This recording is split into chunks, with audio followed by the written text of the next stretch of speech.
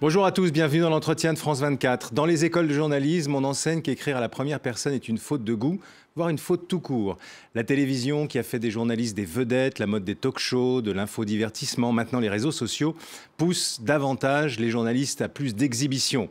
Paul Amar n'appartient pas à cette catégorie, pourtant il est dans la lumière depuis longtemps, correspondant de guerre, journaliste politique, présentateur du journal de 20 heures, animateur de débats, toujours dans des chaînes de service public. Il a toujours scrupuleusement veillé à ne jamais se mettre en avant, à éviter tout sensationnalisme, jusqu'à une histoire de gants de boxe qui a tendance à le poursuivre 20 ans après, on en parlera. Mais voilà que l'optimiste, le souriant Paul Amar se livre, se déshabille même dans un livre dans lequel il interroge son identité. Ça s'appelle « Blessure » et c'est publié chez Talendier. Bonjour Paul Amar. Bonjour Sylvain Attal. Qu'est-ce qui vous a tant blessé, tant fait mal plutôt, pour que vous décidiez finalement à étaler ces blessures, parfois ces blessures anciennes, au risque qu'on pense que vous êtes devenu totalement impudique ? Vous avez raison de rappeler l'enseignement dispensé dans les écoles. Il a fallu 40 ans pour que je songe pour la première fois... On a fait la même en plus. Absolument, le centre de formation des journalistes, que je songe à parler à la première personne. Mais puisque vous me faites l'amitié, un, de m'accueillir et deux, d'avoir lu le livre, vous aurez compris qu'il ne s'agit pas de closer. Ça n'est pas un livre miroir. Si je parle à la première personne, si je raconte mon histoire, c'est parce que j'ai voulu raconter notre histoire, l'histoire de notre pays. Si je parle à la première personne, c'est parce que j'ai été... stigmatisé pendant des années, comme d'autres journalistes, d'autres intellectuels ou artistes ou personnalités françaises d'origine juive, que je me suis tue pendant très longtemps. Ces gants de boxe auxquels vous faites allusion, c'était l'expression d'une souffrance et d'un trouble, mais d'un trouble muet. Alors j'ai posé des... On rappelle d'abord, parce que c'était il y a 20 ans, oui. C'est un débat entre Jean-Marie Le Pen et oui. Bernard Tapie, en 94, exactement il y a 20 ans. Oui. Vous n'étiez pas très chaud pour faire ce débat, c'est le moins qu'on puisse dire. Il m'a été imposé, je l'avais refusé, j'avais démissionné. Démission acceptée par le président de l'époque, Jean-Pierre Elkabbach, mais la rédaction, toute tendance réunie, s'est réunie le jour même du débat et m'a demandé de rester quand même à mon poste dans la perspective de l'élection présidentielle, parce que ce qui a précédé ces gants de boxe, c'était quasiment des ministres imposés tous les 2 jours. Et je présentais alors le journal de 20 heures. Donc j'étais soumis, et c'est comme les vents contraires, vous savez, à 2 pressions, l'une malveillante de la part de la présidence de l'époque qui voulait me virer, on va être clair, et puis l'autre de la part de la rédaction bienveillante qui voulait que je reste. Et voilà, étant soumis à 2 pressions contraires, j'ai posé ces gants pour exprimer un trouble, mais voilà, je me suis tué. Mais pourquoi ce trouble? Parce que là, vous avez commencé en parlant de la stigmatisation comme juif, donc c'était exactement ce qu'on vous avait reproché Jean-Pierre Elkabbach à l'époque, il vous avait dit mais c'est pour ça que tu ne veux pas faire ce débat. Oui, et je lui avais répondu non, je te réponds en républicain. Attaché d'ailleurs à des valeurs universelles et très laïques. Et je tiens aujourd'hui à ces valeurs. Mais c'est vrai que j'étais très troublé par, alors on va être dans l'histoire, par le comportement de Jean-Marie Le Pen, qui dans ses meetings dans les années 80, les plus jeunes évidemment ne le savent pas, mais citait dans ses meetings des personnalités françaises d'origine juive. J'étais extrêmement troublé par le comportement d'un journal d'extrême droite, Minute, qui m'insultait, comme il insultait régulièrement Anne Sinclair et tant d'autres, mais je me taisais. J'avais réussi je dirigeais le service politique d'Antenne 2, il faut le dire, il faut le savoir, mais j'avais réussi non seulement à taire ce trouble, mais à le gérer. Autrement dit, pour être tout à fait concret, quand Dominique Aduy, directrice générale de France 3, me propose d'animer le 19, de présenter le 19-20, quand Hervé Bourges me propose de présenter le 20h, je leur ai demandé une chose, c'est de ne pas être en tête-à-tête avec Jean-Marie Le Pen, de le laisser à Bruno Mazur ou à d'autres présentateurs. Ils avaient eu l'intelligence d'accepter ce qu'a refusé Jean-Pierre Elkabbach. Mais c'était quand même un peu présomptueux de demander ça, parce que Jean-Marie Le Pen était déjà une personnalité politique importante. C'était presque une faute professionnelle de dire je veux pas... C'est intéressant parce que vous pointez du doigt le vrai problème qui se posait à un Français. Je suis né français, journaliste. Qui n'a jamais été spécialiste des questions du Proche-Orient ou des questions religieuses, qui a été spécialiste des questions de politique internationale ou de politique intérieure. Et tout d'un coup, ce journaliste français entendait un leader d'extrême droite citer son nom, comme il citait d'ailleurs Simone Veil, Chagall ou Mendès France, pour mieux les stigmatiser. Et la crainte que j'avais comme présentateur du 20h... Une sorte de droit de réserve, en fait. Comme mais bien sûr. Et la crainte que j'avais... Le retrait, plutôt. La crainte que j'avais, c'est que dans un tête-à-tête comme celui-ci, Jean-Marie Le Pen, tout d'un coup, m'attaque nommément. Et là, j'aurais été tenté de lui répondre. Et donc, j'aurais fragilisé la rédaction. Voilà pourquoi on s'était entendu avec les présidents de l'époque, mais pas avec le successeur. Oui. Qui était, lui, natif d'Oran, alors que vous êtes natif de Constantine. Est-ce qu'il y avait une explication? On parlera peut-être un peu d'Algérie. Non, parce que ce sont 2 villes qu'on oppose souvent. Non, alors là, vraiment, aucune. Rien à voir. Je pense qu'on n'a pas le même regard. 1 sur l'info, 2 sur le rapport aux politiques et 3 surtout sur l'extrême droite. Ouais. Alors, mais cela dit, ce qui a le plus compté dans la décision d'écrire ce livre, pour en revenir à cette stigmatisation, c'est ce que vous dites d'emblée, c'est l'assassinat des enfants de Toulouse et de leur enseignant qui était d'ailleurs un des parents des enfants. C'est l'affaire Ilan Halimi. Voilà, c'est tout ça qui a tout d'un coup généré cette prise de conscience. Voilà, merci de venir au vrai sujet du livre. El Kabbach, Le Pen, c'est 8 pages sur 300. Le vrai sujet du livre est là.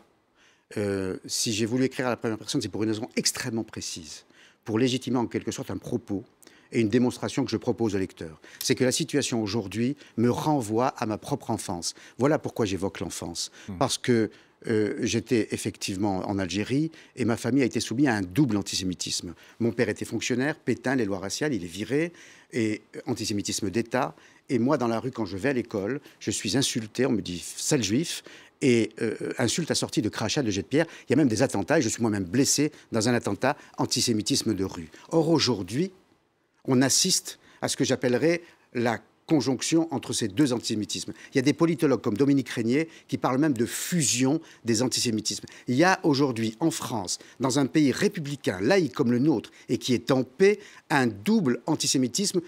Sarcelles aujourd'hui, ou Créteil, c'est Constantine pour moi hier. C'est la seule raison pour laquelle j'ai parlé de moi, et c'est la seule raison pour laquelle j'ai évoqué cette enfance, pour faire comprendre au lecteur l'importance du problème et le désarroi d'une communauté. Ce qui est compliqué, ce qui gêne beaucoup de gens, vous avez fait allusion à Dominique Régnier, c'est vrai qu'il y a ce rapport, là, ce sondage sur l'antisémitisme dans l'opinion publique qui montre qu'effectivement, disons-le, les musulmans sont 2 fois plus souvent antisémites que l'ensemble des Français. Mais il y a aussi beaucoup de racisme anti-musulman. C'est ça qui gêne beaucoup de gens. Ne pas stigmatiser des gens qui sont eux-mêmes victimes du racisme. Il faut faire preuve, évidemment, de discernement. Et c'est la raison pour laquelle, moi, vous êtes attaché autant que moi aux mots et au sens des mots. Je ne parle pas d'antisémitisme musulman. Je commettrai pour le coup une faute. Et il faut parler d'antisémitisme islamiste. Qu'on peut effectivement comparer avec un antisémitisme d'extrême droite, sauf que l'antisémitisme islamiste aujourd'hui tue. Quand l'extrême droite tente de stigmatiser ou stigmatise avec les mots, l'antisémitisme islamiste tue. Créteil, il y a eu un viol, mais Toulouse, Bruxelles, Paris, il y a des assassinats. Et je pense que là, il y a un mal profond qui se déploie dans le pays, et qui me fait penser effectivement à l'Algérie, qui fait penser à certains pays arabo-musulmans.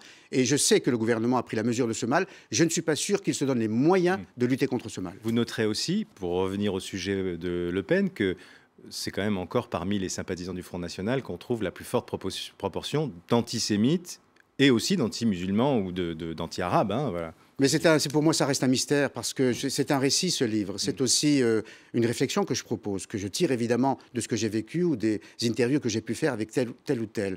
Mais c'est surtout une enquête. Et j'avoue que je n'ai pas réussi à aller jusqu'au bout de mon enquête. Il y a un mystère, je ne comprends pas. J'ai parlé de l'Algérie et je compare les deux périodes, la période contemporaine avec celle de l'Algérie. Il y a une différence quand même de taille. C'est que l'Algérie, nous étions en guerre, oui. C'était une guerre d'indépendance avec forcément des dégâts collatéraux. Mais là, la France est un pays qui est en paix avec ses voisins européens, ses voisins maghrébins, et j'avoue ne pas... Peut-être qu'elle n'est pas en paix avec elle-même, c'est ça aussi le problème. Moi, je pense qu'elle l'est. Je ne suis pas sûr que les Français ne sont pas antisémites. Vous savez, l'enseignement de la Shoah, le traumatisme de la guerre d'Algérie fait qu'aujourd'hui, cette question est derrière nous. Je feins, évidemment... Savoir, elle est derrière nous, ou elle est prégnante, ou elle est inquiétante. Elle est derrière nous, et ce sont des hommes qui ont fait ressurgir cette question-là. Quand Le Pen dit, début des années 80, « J'ai le droit de ne pas aimer Chagall, Mendès France ou Simone Veil », il fait ressurgir la question raciale, communautaire, comme on voudra, dans ce pays qui n'en avait pas besoin et qui n'en voulait pas. Quand aujourd'hui, des hommes comme Dieudonné, comme Soral, comme Mohamed Merah disent « j'ai le droit de ne pas aimer les Juifs », ils font ressurgir cette question qui est derrière nous. Alors évidemment, il y a une explication clinique presque pathologique. J'ai cité Dieudonné, je pense que ça relève du cas clinique. Mais il y a aussi une explication, alors je le dis sur France 24, politique et géopolitique. Il y a un objectif qui est politique et qui consiste à déstabiliser les républiques, à déstabiliser ce que j'appellerais moi le modèle occidental, et qui passe par des attaques contre la minorité ou la communauté juive de tel ou tel pays. Est-ce qu'aujourd'hui, on a vu Marine Le Pen, il y a un certain nombre d'observateurs qui pensent qu'elle peut un jour devenir présidente de la République. Oui. Vous pourriez vivre dans un pays dont elle serait la présidente ? Je suis né français, j'ai même mon sang, je veux parler à la première personne, ça va vous choquer, a été versé au nom de la France. Je me sens complètement français et donc je resterai volontiers dans ce pays. Et vous savez, il y a deux choix possibles pour des Français d'origine juive qui se sentent mal aujourd'hui dans ce pays, le choix du départ, que je respecte. Il y a aussi le choix du combat, chacun à sa façon. Vous préférez le combat? Moi, je préfère alerter mes compatriotes. Vous savez, on a fait la distinction entre les islamistes et les musulmans. J'ai énormément d'amis musulmans et je commettrais une très lourde faute si je me mettais à associer les deux. Je commettrais une lourde faute si je me mettais à associer Marine Le Pen à des Français qui sont les dignes successeurs de tout simplement Camus ou Cassin ou Malraux. Et je pense que Marine Le Pen représente un courant politique, elle ne représente pas la France. Juste une dernière toute petite question, Paul, parce qu'il va falloir qu'on arrête là. Sur l'épisode de l'Algérie française avant l'indépendance, vous dites à un moment donné, cette indépendance, on ne l'attendait pas.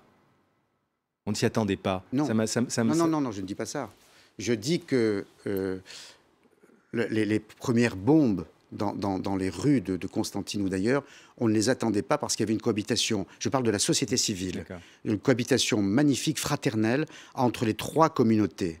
Et le FLN a souhaité mener ce combat pour arriver à l'indépendance. Il l'a mené par la guerre et par les armes, face à une OAS qui était tout aussi violente. Je dis qu'on n'attendait pas les bombes dans les villes, mais je dis aussi, si vous avez bien lu le livre, que l'indépendance de toute façon était inéluctable, mais qu'on aurait pu faire comme Mendès France a fait avec la Tunisie, tout simplement accéder à cette indépendance inéluctable et légitime par la paix et la fraternité et non pas par la guerre. Merci beaucoup Paul Amar, merci d'avoir été l'invité de l'entretien de France 24, un entretien que vous pouvez retrouver sur france24.com. À bientôt.